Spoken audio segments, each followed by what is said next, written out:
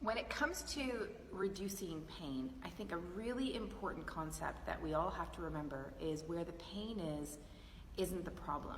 Where the pain is merely an expression of the problem, right? And it's an expression that there's a limitation and or there's dysfunction present. And when we can recognize that, then we can stop chasing a symptom and trying to reduce a symptom.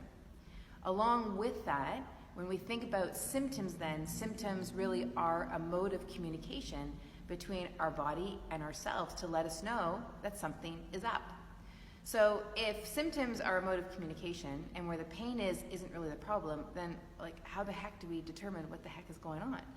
Well, a big piece of this is that the issue is under our level of awareness often, which is why we can try all sorts of things and maybe get short-term results, but nothing long-term, because we're not actually solving the problem that is.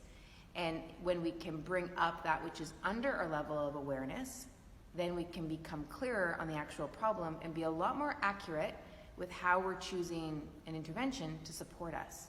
So then how do you actually become aware of what's actually going on? Well, that's when you need to either have someone with a trained eye to watch how you move, or you can watch on a video how you're moving. But if you're not really sure what movement or how movement or what proper movement is, then to have someone with a trained eye be able to watch you move and to notice where you're moving well, where you're gripping, where you're bracing, where you're compensating.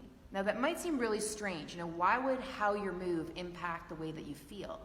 Well, the way that I see it and the way that I've seen it occur is that how we move impacts the overall integrity and infrastructure of our body, which means that how we then bear load or bear forces through our body is either efficient or it's not efficient. And so if we've got a body part that is compensating for something else, like hip flexors, for example, or the quadratus lumborum, as another example, often compensates for poor hip mechanics. So if you've got those two muscle groups doing something that they're not designed to do, they're going to get more pooped out.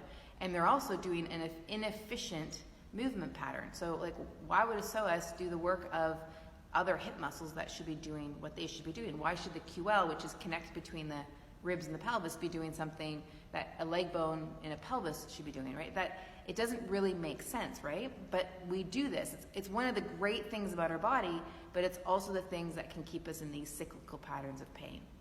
So consider then how you're moving and have someone with a trained eye to watch you move so that you can move through this process of A, becoming aware, and B, recognizing that the pain is merely an expression that something is up. Now, if you would like my help, I would be delighted to help you. And I've got a program that is designed specifically to help you become aware. And if you look at the link below, or if you're on Instagram, pop up to the bio, and you'll see the link for Pain to Possibility.